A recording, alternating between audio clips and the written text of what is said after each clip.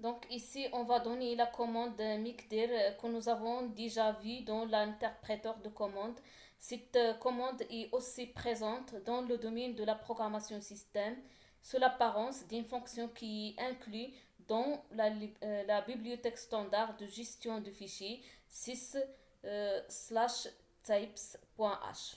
Elle permet comme la commande Linux de créer un répertoire. Mkdir permet de créer un nouveau répertoire nommé ref. Le champ mode représente les droits d'accès associés à ce répertoire et prend les mêmes valeurs que le troisième paramètre de la primitive open. Mkdir renvoie la valeur 0 si il est réussi, la valeur -1 si il est échoué. Pour supprimer un répertoire en utilisant l'appel système removedir, cet appel système efface ce répertoire s'il est vide.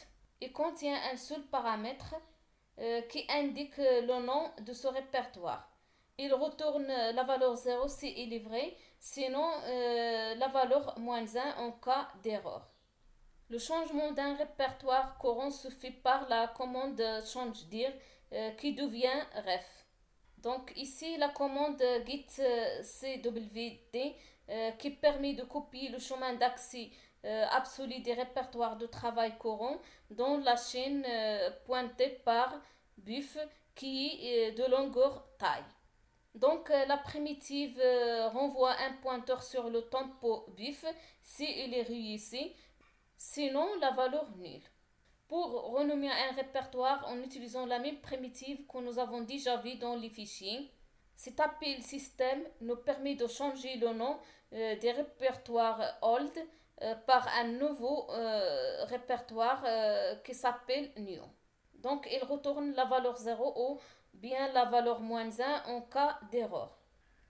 Donc on va écrire un programme qui nous permet de créer un nouveau répertoire.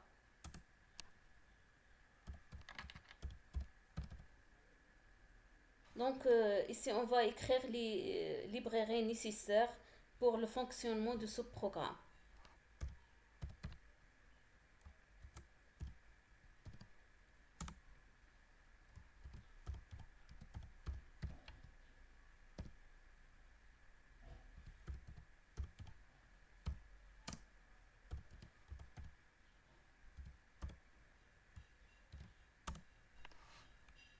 On va utiliser l'appel système mkdir qui nous permet de créer un nouveau répertoire. Cet appel système contient deux arguments. Le premier argument, c'est le nom de ce répertoire.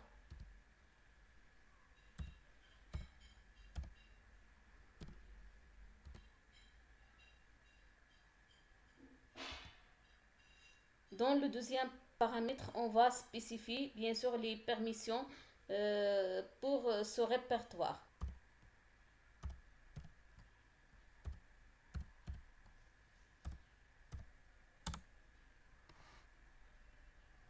Après ça, on va utiliser l'instruction printf pour seulement afficher un message.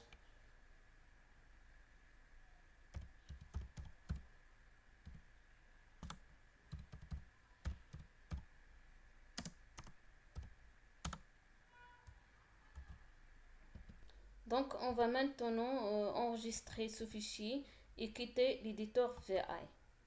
Donc, on va tester la compilation.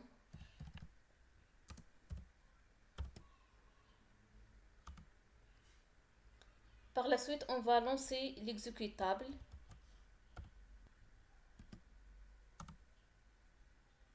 Ici, on va utiliser la commande ls pour visualiser toutes les informations qui concernent rep3. Comme nous voyons ici, la création d'un répertoire qui s'appelle rep3 avec des droits d'accès R-X pour le propriétaire, R-X pour le groupe, R-X pour les autres utilisateurs.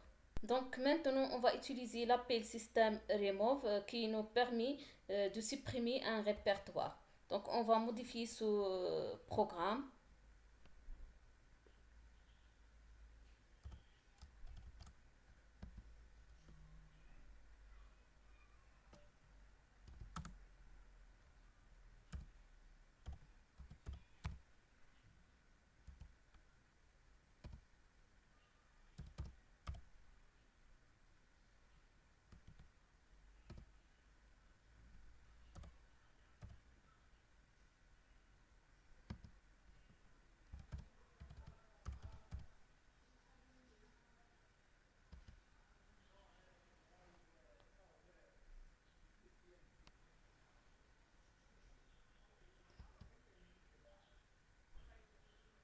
Donc on va enregistrer ce fichier et quitter l'éditeur VI.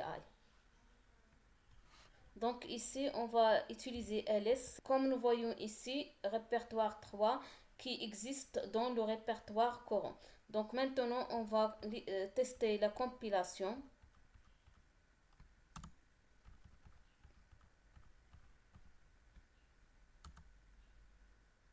par la commande ls. Et comme nous voyons ici, rep3 a été supprimé. Donc, on va écrire un programme qui nous permet de connaître le nom des répertoires courants. On va bien sûr utiliser l'éditeur VI. Donc, on va commencer par les librairies.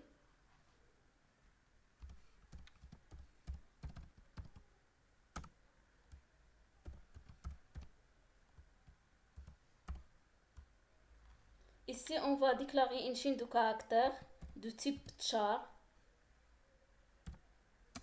identifiée par la variable nom.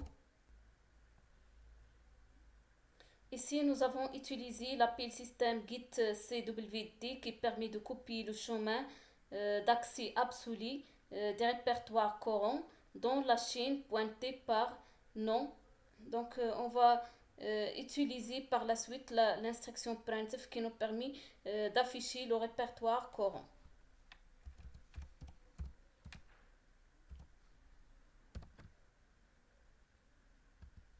Donc, on va enregistrer ce fichier et quitter l'éditeur VI. Ici, on va utiliser la commande pwd qui nous permet bien sûr d'afficher le répertoire courant.